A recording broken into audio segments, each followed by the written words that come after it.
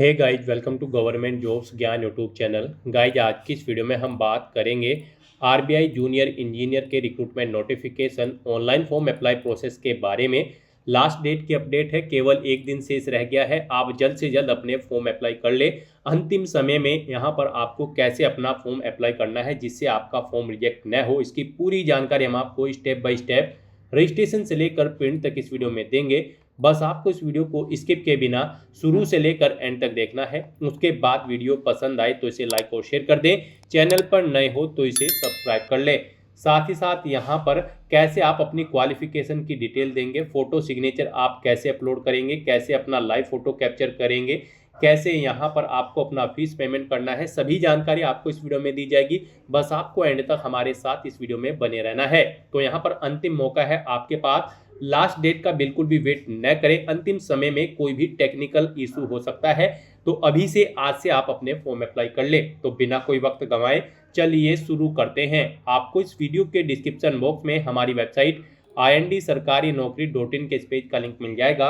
यहाँ पर आपको इस भर्ती के रिगार्डिंग सभी डिटेल्स प्रोवाइड कर दी गई है। Reserve bank of India RBI ने जूनियर इंजीनियर सिविल और जूनियर इंजीनियर इलेक्ट्रिकल के खाली पदों को भरने के लिए नोटिफिकेशन रिलीज कर रखा है। आप 6 मई 2026 तक अपने फॉर्म अप्लाई कर सकते हैं। लास्ट डेट की अपडेट है, केवल एक दिन शेष रह गया है। आप जल्द से जल्द अपने फॉर्म अप्लाई कर ले। आकर्षक सैलरी पैकेज यहाँ पर आपको प्रोवाइड कराया जाएगा। क्वालिफिकेशन की अगर बात करें तो यहाँ पर जूनियर इंजीनियर सिविल की पोस्ट पर अप्लाई करने के लिए आपके पास मिनिमम 3 साल का डिप्लोमा होना चाहिए सिविल इंजीनियरिंग में, और जूनियर इंजीनियर इलेक्ट्रिकल की पोस्ट पर अप्लाई करने के लिए आपके पास मिनिमम 3 साल का डिप्लोमा होना चाहिए इलेक्ट्रिकल या फिर इलेक्ट्रिकल एंड इलेक्ट्रॉनिक्स इंजीनियरिंग में। यहाँ पर 2 साल का वर्किंग एक्सपीरियंस रिक्वायर्ड है डिप्लोमा होल्डर के लिए, और 1 साल का वर्किंग एक्सपीरियंस रिक्वायर्ड है डिग्री होल्डर कैंडिडेट के लिए। 20 से 30 साल आपकी आयु सीमा रखी गई है। जनरल, ओबीसी, ईडब्ल्यूएस के लिए 450 फीस है। SC ST PH के लिए 50 है, जो कि आप ऑनलाइन मोड से फीस पेमेंट कर सकते हो। सिलेक्शन आपका online test, language proficiency test के आधार पर होगा। आप ऑल इंडिया से ऑनलाइन मोड में अप्लाई कर सकते हो। उसके लिए आपको इस पेज को नीचे स्क्रॉल डाउन करना है, इंपोर्टेंट लिंक सेक्शन में आना है, ऑफिशियल नोटिफिकेशन PDF लिंक पर क्लिक करके इस भर्ती के नोटिफिकेशन को ओपन कर लेना है, और इसमें से आपको पूरी डिटेल रीड कर लेनी है। यहाँ पर आपको सभी डिटेल्स प्रोवाइड कर दी गई है, जैसे कि क्या पोस्ट का नाम है, कितनी उसके लिए नंबर ऑफ वैकेंसीज है, किस जोन में किस कैटेगरी के लिए कितनी वैकेंसीज है, कैसे आप अप्लाई कर सकते हो, कब से कब तक आप अप्लाई कर सकते हो, क्या आपका एलिजिबिलिटी क्राइटेरिया होना चाहिए। पूरी जानकारी आपको इस नोटिफिकेशन में दे दी गई है। आप सभी डिटेल्स यहाँ से रीड करें, उसके बाद अपने फॉर्म अप्लाई कर लें। फॉर्म अप्लाई करने के लिए भी आपको हमारी वेबसाइट के इसी पेज पर ही अप्लाई ऑनलाइन का लिंक दिया गया है। जैसे ही आप इस लिंक पर क्लिक करेंगे, आपके सामने रिजर्व बैंक ऑफ इंडिया का ये पोर्टल ओपन होगा। गाइज, यहाँ पर अगर आपने पहले से रजिस्ट्रेशन कर रखा है तो आपको login for already registered candidate के इस टैब पर क्लिक करना है। उसके बाद आपके सामने लॉगिन का पॉपअप शो होगा। यहाँ पर आपको अपना रजिस्ट्रेशन नंबर और पासवर्ड एंटर करना है। ये कैप्चा कोड आपको यहाँ पर एंटर करना है, और सबमिट के इस ऑप्शन पर क्लिक करते हुए आपको लॉगिन करके अपना फॉर्म अप्लाई कर लेना है। और अगर आप इस भर्ती के लिए फर्स्ट टाइम अप्लाई करने जा रहे हो तो सबसे पहले यहाँ पर आपको अपना रजिस्ट्रेशन करना होगा। उसके लिए आपको click here for new registration की टैब दी गई है, आप इस पर क्लिक करें। आपके सामने यहाँ पर रजिस्ट्रेशन का फॉर्म ओपन हो जाएगा। इसमें आपको अपनी बेसिक इन्फॉर्मेशन प्रोवाइड करते हुए रजिस्ट्रेशन करना है। सबसे पहले यहाँ पर आपको अपना फर्स्ट नेम एंटर करना है, उसे कंफर्म कर लेना है। फिर आपका मिडिल नेम, लास्ट नेम है तो वो आप एंटर करके कंफर्म कर ले, नहीं है तो इन कॉलम्स को आप खाली छोड़ दें। फिर यहाँ पर आपको आपका फुल नेम शो कर दिया जाएगा। उसके बाद गाइज आपको यहाँ पर अपना मोबाइल नंबर एंटर करना है, उसे एक बार फिर से एंटर करके कंफर्म कर लेना है। कोई अल्टरनेट मोबाइल नंबर है तो वो यहाँ पर आप एंटर कर सकते हैं, नहीं है तो इस कॉलम को खाली छोड़ दें। फिर यहाँ पर आपको अपनी ईमेल आईडी के शुरू के कैरेक्टर एंटर करने हैं। उसके बाद आपको डोमेन नेम यहाँ से सेलेक्ट कर लेना है अपनी आईडी का। फिर यहाँ पर आपको अपनी कंप्लीट ईमेल आईडी टाइप करनी है। ये सिक्योरिटी कोड आपको यहाँ पर एंटर करना है, और उसके बाद गाइस सेव एंड नेक्स्ट के इस ऑप्शन पर क्लिक करना है। इस तरह से यहाँ पर आपका रजिस्ट्रेशन कंप्लीट हो जाएगा। आपको एक रजिस्ट्रेशन नंबर और पासवर्ड यहाँ पर प्रोवाइड कर दिया गया है। ये रजिस्ट्रेशन नंबर और पासवर्ड आपके रजिस्टर्ड मोबाइल नंबर और ईमेल आईडी पर भी सबमिट कर दिए गए हैं। आपको इन्हें केयरफुली नोट डाउन करके रख लेना है फ्यूचर यूज के लिए। और गाइस, यहाँ पर अब आपको अपना मोबाइल नंबर और ईमेल आईडी वेरीफाई करने हैं। उसके लिए आपको ये कैप्चा कोड यहाँ पर एंटर करना है। उसके बाद सेंड OTP के ऑप्शन पर क्लिक करना है। फिर आपके रजिस्टर्ड मोबाइल नंबर और ईमेल आईडी पर OTP आएंगे। वो OTP आपको यहाँ पर एंटर करते हुए 1 बाय 1 करके अपना मोबाइल नंबर और ईमेल आईडी यहाँ पर वेरीफाई कर लेने हैं। और फिर यहाँ पर आपको अपना पासपोर्ट साइज फ़ोटो अपलोड करना है, लाइव फ़ोटो कैप्चर करना है और सिग्नेचर आपको अपने अपलोड करने हैं। इनके लिए आपको गाइडलाइन दी गई है। आपको यहाँ पर guideline for scanning the photograph and signature के इस लिंक पर क्लिक करना है। उसके बाद आपके सामने ये पीडीएफ ओपन हो जाएगी। यहाँ से आप चेकआउट कर सकते हो। आपका जो फोटो अपलोड होगा पासपोर्ट साइज फ़ोटो, उसकी डायमेंशन 4.5 सेंटीमीटर इंटू 3.5 सेंटीमीटर होनी चाहिए। और यहाँ पर गाइज आपका जो फोटो होगा उस फाइल का साइज 20 KB से 50 KB के बीच में होना चाहिए। जेपीजी या फिर जेपीजी फॉर्मेट में आपका फोटो होना चाहिए, जो फोटो यहाँ पर आप अपलोड करेंगे। फिर यहाँ पर आपको अपना लाइव फोटो कैप्चर करना है। फोटो कैप्चर करते समय यहाँ पर आपको कुछ चीज़ों का ध्यान रखना होगा। जब आप अपना फोटो कैप्चर करेंगे आपको सीधा फॉरवर्ड बिल्कुल कैमरे की तरफ देखना है। प्रॉपर वे में उस स्थान पर लाइट होनी चाहिए जहाँ पर आप अपना फोटो कैप्चर करेंगे। सिंपल प्लेन बैकग्राउंड होना चाहिए। फोटो कैप्चर करते समय आपको अपने चेहरे पर कोई मास्क नहीं लगाना है, आंखों पर कोई चश्मा वगैरह नहीं पहनना है। फिर यहाँ पर आपको अपने सिग्नेचर अपलोड करने हैं। सिग्नेचर यहाँ पर आपके 140 इंटू 60 पिक्सल उनकी डायमेंशन होनी चाहिए। 10 KB से 20 KB के बीच में आपके सिग्नेचर की फाइल का साइज यहाँ पर होना चाहिए। ये जेपीजी या फिर जेपीजी फॉर्मेट में होने चाहिए। तो यहाँ पर आपको अपना फोटो अपलोड करने के लिए पासपोर्ट साइज ब्राउज के इस ऑप्शन पर क्लिक करना है, फाइल को सिलेक्ट कर लेना है और अपना फोटो यहाँ पर आपको अपलोड कर देना है। फिर यहाँ पर आपको अपना लाइव फोटो कैप्चर करना है। फोटो कैप्चर करने के लिए आपके पास दो ऑप्शन है। आप वेब कैमरा के थ्रू अपना फोटो कैप्चर कर सकते हैं या फिर मोबाइल फोन के थ्रू आप अपना फोटो कैप्चर कर सकते हैं। वेब कैमरा के थ्रू फोटो कैप्चर करने के लिए आपको कैप्चर फोटो के ऑप्शन पर क्लिक करना है और अपने वेब कैमरा का यूज करते हुए आपको अपना लाइव फोटो यहाँ पर कैप्चर कर लेना है। और मोबाइल के थ्रू यहाँ पर आप क्लिक हियर टू स्कैन के इस ऑप्शन पर क्लिक करेंगे। ये क्यूआर कोड आपको शो होगा। आप इसे अपने मोबाइल के क्यूआर कोड ऐप रीडर से स्कैन करें। आपके मोबाइल पर एक लिंक जाएगा जिस पर क्लिक करते हुए यहाँ पर आप अपना लाइव फोटो कैप्चर कर लेंगे। फोटो कैप्चर करने के बाद गाइज आपको इस चेकबॉक्स को ओके करना है। उसके बाद यहाँ पर आपको अपने सिग्नेचर अपलोड करने हैं। सिग्नेचर अपलोड करने के लिए भी आपको यहाँ पर ब्राउज का ये ऑप्शन दिया गया है। आप इस पर क्लिक करेंगे, फाइल को सिलेक्ट करेंगे और अपने सिग्नेचर यहाँ पर आप अपलोड कर देंगे। फिर आपको इस चेकबॉक्स को ओके करना है। इस तरह से अपना फोटो और सिग्नेचर अपलोड करने के बाद गाइज फिर आपको यहाँ पर नेक्स्ट के इस ऑप्शन पर क्लिक करना है। नेक्स्ट आपके सामने कुछ इस तरह से इंटरफेस ओपन होगा। अब यहाँ पर आपको अपनी बेसिक डिटेल्स प्रोवाइड कराते हुए अपना फॉर्म फिल करना है। सबसे पहले यहाँ पर आपको पोस्ट सेलेक्ट करनी है। आप जूनियर इंजीनियर की किस पोस्ट के लिए अप्लाई करना चाहते हैं, जूनियर इंजीनियर सिविल या फिर इलेक्ट्रिकल। उसके बाद आपको जोन सेलेक्ट करना है, जिस जोन के लिए आप अप्लाई करना चाहते हैं। फिर आपको अपनी कैटेगरी यहाँ पर सेलेक्ट कर लेनी है। उसके बाद गाइज आपको बताना है कि क्या आप PWBD कैंडिडेट हैं और आपकी डिसेबिलिटी 40% से अबव है। अगर है तो आप यस करेंगे और अपनी डिसेबिलिटी का टाइप सेलेक्ट करेंगे और उसकी डिटेल्स यहाँ पर देंगे। और अगर आप PWBD कैंडिडेट नहीं है तो फिर यहाँ पर आपको नो ऑप्शन सेलेक्ट कर लेना है। फिर ये आगे की डिटेल्स आपको प्रोवाइड नहीं करानी है। फिर आपसे पूछा गया है कि क्या आप person with specified disability cover करना चाहते हैं under the definition of section 2S के। अगर चाहते हैं तो यस करेंगे, नहीं तो नो ऑप्शन सेलेक्ट करेंगे। यस ऑप्शन अगर आप सेलेक्ट करते हैं तो फिर आपको डिटेल देनी होगी, नहीं तो यहाँ पर आप नो ऑप्शन सेलेक्ट करेंगे। उसके बाद यहाँ पर आपसे पूछा गया है कि क्या आप एक सर्विसमैन कैंडिडेट हैं। अगर हैं तो आप यस ऑप्शन सेलेक्ट करेंगे और अपनी सर्विस की डिटेल यहाँ पर देंगे, नहीं है तो आप नो ऑप्शन आप सेलेक्ट कर लेंगे। फिर आपसे पूछा गया है कि क्या आप डिसेबल्ड एक सर्विसमैन हैं। अगर हैं तो यस करें और उसकी डिटेल दें, नहीं है तो नो ऑप्शन आप यहाँ पर सेलेक्ट कर लेंगे। फिर आपसे पूछा गया कि क्या आप dependent of serviceman kill disabled in action candidate है। अगर हैं तो यस करें और उसकी डिटेल दें, नहीं तो नो ऑप्शन आप सेलेक्ट कर लें। फिर आपसे पूछा गया है कि क्या आप यहाँ पर इलेक्शन चाहते हैं। अगर आप विडो हैं या फिर डाइवोर्स वुमेन हैं, अगर चाहते हैं तो यस करेंगे, नहीं तो नो ऑप्शन सेलेक्ट करेंगे। आप यहाँ पर रिजर्व बैंक ऑफ इंडिया के एम्प्लॉय हैं। अगर हैं तो यस करें और उसकी डिटेल दें, नहीं है तो नो ऑप्शन आप सेलेक्ट कर लेंगे। फिर यहाँ पर आपसे पूछा गया है आप जिस जोन के लिए अप्लाई कर रहे हैं क्या आप उसकी लोकल लैंग्वेज जानते हैं। तो यहाँ पर आपको यस ऑप्शन सेलेक्ट करना है और उसकी लोकल लैंग्वेज यहाँ पर आपको सिलेक्ट कर लेनी है। फिर आपको अपनी नेशनलिटी यहाँ पर ऑटोमेटिकली फिर मिलेगी इंडियन।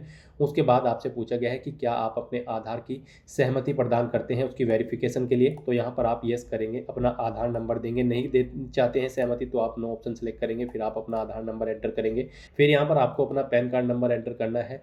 उसके बाद यहाँ पर आपको एग्जामिनेशन सेंटर सेलेक्ट करने हैं। यहाँ पर आप अपनी चॉइस के अकॉर्डिंग एग्जामिनेशन सेंटर सेलेक्ट करें। 4 चॉइसेस आपको दी गई है, आप अपनी चॉइस के अकॉर्डिंग 4 एग्जामिनेशन सेंटर यहाँ पर सेलेक्ट कर लें। फिर यहाँ पर आपको अपनी पर्सनल डिटेल देनी है। इसमें आपको अपनी डेट ऑफ बर्थ सेलेक्ट करनी है, अपना जेंडर आपको सेलेक्ट करना है। फिर आपसे पूछा गया है कि क्या आप यहाँ पर जुड़वा भाई बहन हैं। अगर हैं तो यस करेंगे, उनका जेंडर सेलेक्ट करते हुए उनका नाम देंगे, नहीं है तो आप नो ऑप्शन सेलेक्ट करेंगे। अपना मैरिटल स्टेटस आप बताएं, आप मैरिड हैं या फिर अनमैरिड है। अपने फादर का नाम दें, मदर का नाम एंटर करें। फिर यहाँ पर आपको अपना कोरोस्पोंडेंस एड्रेस एंटर कर देना है। उसके बाद यहाँ पर आपको अपना परमानेंट एड्रेस एंटर करना है और अगर आपका परमानेंट एड्रेस आपके कोरोस्पोंडेंस एड्रेस के अकॉर्डिंग सेम है तो आप इस चेकबॉक्स को ओके कर दें। ऑटोमेटिकली आपका परमानेंट एड्रेस आपके कोरोस्पोंडेंस एड्रेस के अकॉर्डिंग यहाँ पर फिल हो जाएगा।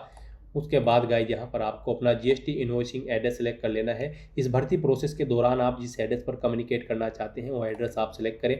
फिर यहाँ पर आपको अपनी बैंक डिटेल प्रोवाइड करनी है। यहाँ पर आपको अकाउंट होल्डर का नाम देना है, अपना बैंक अकाउंट नंबर देना है, उसे एक बार फिर से एंटर करके कंफर्म कर लेना है। बैंक और ब्रांच का नाम देना है। अकाउंट का टाइप आपको सेलेक्ट कर लेना है, वो सेविंग है या करंट है। अपने बैंक का आईएफएससी कोड यहाँ पर आपको एंटर करना है। फिर यहाँ पर आपको आपकी कैटेगरी के अकॉर्डिंग एप्लीकेशन फीस का अमाउंट देखने को मिल जाएगा। इस तरह से अपने डिटेल्स प्रोवाइड करने के बाद गाइज फिर आपको यहाँ पर वैलिडेट योर डिटेल के ऑप्शन पर क्लिक करते हुए अपनी सभी डिटेल्स वैलिडेट कर लेनी है और उसके बाद आपको सेव एंड नेक्स्ट के इस ऑप्शन पर क्लिक करना है। नेक्स्ट यहाँ पर आपको अपनी एजुकेशनल क्वालिफिकेशन, एक्सपीरियंस और लैंग्वेजेज की डिटेल प्रोवाइड करनी है। गाइज यहाँ पर आरबीआई जूनियर इंजीनियर की इस पोस्ट पर अप्लाई करने के लिए आपके पास यहाँ पर डिग्री या फिर डिप्लोमा होना चाहिए। अगर आप जूनियर इंजीनियर सिविल की पोस्ट के लिए अप्लाई कर रहे हैं तो आपके पास मिनिमम 3 साल का डिप्लोमा होना चाहिए सिविल इंजीनियरिंग का, मिनिमम 65% मार्क्स के साथ। 55% मार्क्स रिक्वायर्ड है SC ST PWBD कैंडिडेट के लिए। या फिर आपके पास डिग्री होनी चाहिए सिविल इंजीनियरिंग की किसी रिकॉग्नाइज्ड यूनिवर्सिटी से, मिनिमम 55% मार्क्स के साथ। 45% मार्क्स रिक्वायर्ड है SC ST PWBD कैंडिडेट के लिए। और अगर आप जूनियर इंजीनियर इलेक्ट्रिकल की पोस्ट के लिए अप्लाई कर रहे हैं तो आपके पास या तो यहाँ पर 3 साल का डिप्लोमा होना चाहिए इलेक्ट्रिकल या फिर इलेक्ट्रिकल एंड इलेक्ट्रॉनिक्स इंजीनियरिंग में, मिनिमम 65% मार्क्स के साथ। और 55% मार्क्स रिक्वायर्ड है यहाँ पर SC ST PWBD कैंडिडेट के लिए। या फिर आपके पास डिग्री होनी चाहिए इलेक्ट्रिकल में या फिर इलेक्ट्रिकल एंड इलेक्ट्रॉनिक्स इंजीनियरिंग में आपके पास डिग्री होनी चाहिए 55% मार्क्स के साथ। यहाँ पर 45% मार्क्स रिक्वायर्ड है SC ST PWBD कैंडिडेट के लिए। तो इस तरह से यहाँ पर आपकी क्वालिफिकेशन होनी चाहिए इनमें से कोई भी। और साथ ही साथ आपको यहाँ पर एक्सपीरियंस भी रिक्वायर्ड है। 2 साल का एक्सपीरियंस रिक्वायर्ड है working experience diploma holder candidate के लिए और 1 साल का वर्किंग एक्सपीरियंस रिक्वायर्ड है डिग्री होल्डर कैंडिडेट के लिए। तो यहाँ पर आपको अपने अकॉर्डिंग अपनी क्वालिफिकेशन की डिटेल देनी है। मान लीजिए आपके पास डिप्लोमा है तो यहाँ पर आप बताएंगे आपके पास डिप्लोमा किस स्ट्रीम में है। यहाँ पर आप ऑप्शन सेलेक्ट करेंगे, कितने साल का डिप्लोमा है वो यहाँ पर आपको एंटर करना है। यूनिवर्सिटी का नाम यहाँ पर आपको एंटर करना है। उसके बाद आपको पासिंग डेट यहाँ पर सेलेक्ट कर लेनी है, कब आपने अपनी ये डिप्लोमा पास आउट किया है वो डेट आप सेलेक्ट करें। कितने % मार्क्स आपने इसमें ऑब्टेन किए हैं वो यहाँ पर आपको एंटर कर देने हैं। अपनी डिवीजन सेलेक्ट कर लेनी है, नंबर्स की फर्स्ट, सेकंड या थर्ड या फिर पास आउट है आप अपने अकॉर्डिंग ऑप्शन सेलेक्ट करेंगे। और अगर आपके पास डिग्री है तो यहाँ पर आप बताएंगे आपके पास BE BTech या फिर BSc इंजीनियरिंग किस में आपके पास डिग्री है वो ऑप्शन आप सेलेक्ट करेंगे। यहाँ पर स्ट्रीम सेलेक्ट करेंगे जिसमें आपके पास डिग्री है। कोर्स ड्यूरेशन यहाँ पर देंगे कितने साल की आपकी ये डिग्री है। फिर यहाँ पर आपको यूनिवर्सिटी का नाम देना है। उसके बाद यहाँ पर आपको डेट सेलेक्ट करनी है, किस डेट को आपने अपनी डिग्री कंप्लीट की है, कितने % मार्क्स आपने ऑब्टेन किए हैं वो यहाँ पर आपको एंटर कर देना है। अपनी डिवीजन सेलेक्ट कर लेनी है। इस तरह से यहाँ पर आप अपने डिप्लोमा या फिर डिग्री की डिटेल प्रोवाइड कर सकते हैं।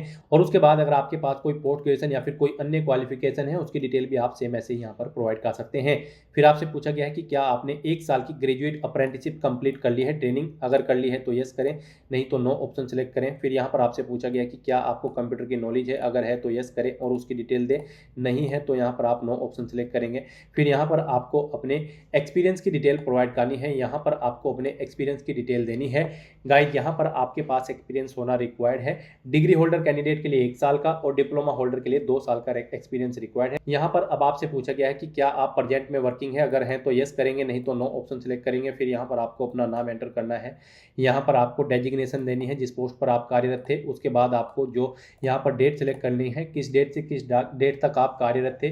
नेचर ऑफ ड्यूटी यहाँ पर आपको देनी है, जॉब छोड़ चुके हैं तो उसे छोड़ने का कारण यहाँ पर आपको देना है। इन डेट्स के अकॉर्डिंग यहाँ पर आपके एक्सपीरियंस की टाइम पीरियड कैलकुलेट करके आपको शो कर दिया जाएगा। एक से ज़्यादा जगह वर्किंग एक्सपीरियंस है तो आप ऐड मोर के ऑप्शन पर क्लिक करेंगे। सेम ऐसी ही एक और रो यहाँ पर ऐड होगी और उसमें आप अपने एक्सपीरियंस की डिटेल प्रोवाइड कर देंगे। इस तरह से यहाँ पर आपको अपने एक्सपीरियंस की डिटेल देनी है। फिर यहाँ पर आपको अपनी लैंग्वेज की डिटेल देनी है। यहाँ पर आपको हिंदी लैंग्वेज कम से कम आनी जरूरी है। उसके बाद आप जो भी लैंग्वेज जानते हैं वो यहाँ पर आप एंटर करेंगे और उसे रीड राइट स्पीक की जानकारी देंगे। इस तरह से यहाँ पर आपको अपनी क्वालिफिकेशन, एक्सपीरियंस और लैंग्वेजेस की डिटेल देनी है। फिर आपको यहाँ पर वैलिडेट योर डिटेल के इस ऑप्शन पर क्लिक करते हुए अपनी सभी डिटेल्स वैलिडेट कर लेनी है और उसके बाद आपको सेव एंड नेक्स्ट के इस ऑप्शन पर क्लिक करना है। फिर यहाँ पर आपने पीछे अब तक जो डिटेल प्रोवाइड कराई है उसका पूरा प्रीव्यू आपको शो कर दिया गया है। आपको सभी डिटेल्स केयरफुली चेकआउट करनी है। पेज को नीचे स्क्रॉल डाउन करना है, डिक्लेरेशन सेक्शन में आना है, आई एग्री के इस चेकबॉक्स को ओके करना है और फिर गाइज आपको यहाँ पर कंप्लीट रजिस्ट्रेशन के इस ऑप्शन पर क्लिक करना है।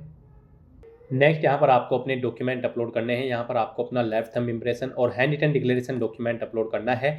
इनके लिए भी गाइज आपको गाइडलाइन दी गई है। आपको यहाँ पर गाइडलाइन फॉर डॉक्यूमेंट अपलोड के इस लिंक पर क्लिक करना है। उसके बाद आपके सामने ये पीडीएफ ओपन होगी। यहाँ पर आपका जो लेफ्ट थंब इम्प्रेशन होगा वो आपको यहाँ पर एक व्हाइट पेपर पर ब्लैक या फिर ब्लू इंक से करना है। उसका टाइप फाइल का जेपीजी या फिर जेपीजी होना चाहिए। डायमेंशन उसकी 240x240 पिक्सल होनी चाहिए। यहाँ पर फाइल का साइज 20 KB से 50 KB के बीच में होना चाहिए। और जो डिक्लेरेशन यहाँ पर आप अपलोड करेंगे उसको आपको इंग्लिश में टाइप करना है व्हाइट पेपर पर ब्लैक इंक पेन से। जेपीजी या फिर जेपीजी फॉर्मेट में आपका डॉक्यूमेंट होना चाहिए। डायमेंशन उसकी 800x400 पिक्सल होनी चाहिए। 50 KB से 100 KB के बीच में आपकी फाइल का साइज होना चाहिए। तो यहाँ पर अपने डॉक्यूमेंट्स को अपलोड करने के लिए गाइज आपको चूज फाइल के ऑप्शन पर क्लिक करना है। फाइल को सिलेक्ट कर लेना है और यहाँ पर अपना लेफ्ट थंब इम्प्रेशन और handwritten declaration document upload कर देना है। फिर यहाँ पर आपसे पूछा गया है क्या आप यहाँ पर अपनी डिटेल्स जैसे कि आपका नाम, date of birth, mobile number, gender, Aadhaar या फिर अन्य डिटेल्स आप डिजी लॉकर से फैच करना चाहते हैं। अगर चाहते हैं तो यस करें, नहीं तो नो ऑप्शन सेलेक्ट करें। फिर यहाँ पर आपको ये कैप्चा कोड इस बॉक्स में एंटर करना है और उसके बाद सेव एंड नेक्स्ट के इस ऑप्शन पर क्लिक करना है। नेक्स्ट यहाँ पर आपको अपना फीस पेमेंट करना है। उससे पहले अगर आप अपने एप्लीकेशन फॉर्म का प्रिंट आउट लेना चाहते हैं तो आप एप्लीकेशन प्रिंट के ऑप्शन पर क्लिक करके अपने एप्लीकेशन फॉर्म का प्रिंट आउट ले सकते हैं। गाइस यहाँ पर आपको आपकी कैटेगरी के अकॉर्डिंग एप्लीकेशन फीस का अमाउंट देखने को मिल जाएगा। यहाँ पर जनरल, ओबीसी, ईडब्ल्यूएस के 450 प्लस जीएसटी फीस है और यहाँ पर रिजर्व कैटेगरी कैंडिडेट के लिए 50 रुपये plus GST charge application fees है। तो यहाँ पर आपको आपकी कैटेगरी के अकॉर्डिंग एप्लीकेशन फीस का अमाउंट देखने को मिल जाएगा। अब आपको ये फीस पेमेंट करना है। उसके लिए अब आपको ये कैप्चा कोड यहाँ पर एंटर करना है और फिर सबमिट के इस ऑप्शन पर क्लिक करना है। नेक्स्ट आपके सामने फीस पेमेंट का ये इंटरफेस ओपन होगा। यहाँ पर आप debit card, credit card, net banking, UPI या फिर वॉलेट के माध्यम से अपना फीस पेमेंट कर सकते हो। यहाँ पर आपके लिए सबसे बेस्ट और इजी ऑप्शन यूपीआई का रहेगा। आप यूपीआई के इस ऑप्शन पर क्लिक करें। उसके बाद आपके सामने यहाँ पर कुछ इस तरह से इंटरफेस शो होगा। यहाँ पर आप शो क्यूआर के इस ऑप्शन पर क्लिक करें। ये क्यूआर कोड आपको शो होगा। आप इसे अपने यूपीआई से स्कैन करें और अपना फीस पेमेंट कर दें। सक्सेसफुली फीस पेमेंट करते ही यहाँ पर आपके एप्लीकेशन फॉर्म की सभी टास्क कंप्लीट हो जाएगी। उसके बाद आपको अपने एप्लीकेशन फॉर्म का एक हार्ड कॉपी या फिर सॉफ्ट कॉपी प्रिंट आउट ले लेना है फ्यूचर यूज के लिए, फ्यूचर रेफरेंस के लिए। तो दोस्तों ऐसे आप reserve bank of India junior engineer की इस भर्ती के लिए अपने फॉर्म अप्लाई कर सकते हो बिना कोई मिस्टेक किए हुए। आज की इस वीडियो में बस इतना ही। आई होप ये वीडियो आपको पसंद आई होगी। अगर पसंद आई हो तो इसे लाइक और शेयर करें। चैनल पर नए हो तो इसे सब्सक्राइब कर लें। Thanks for watching.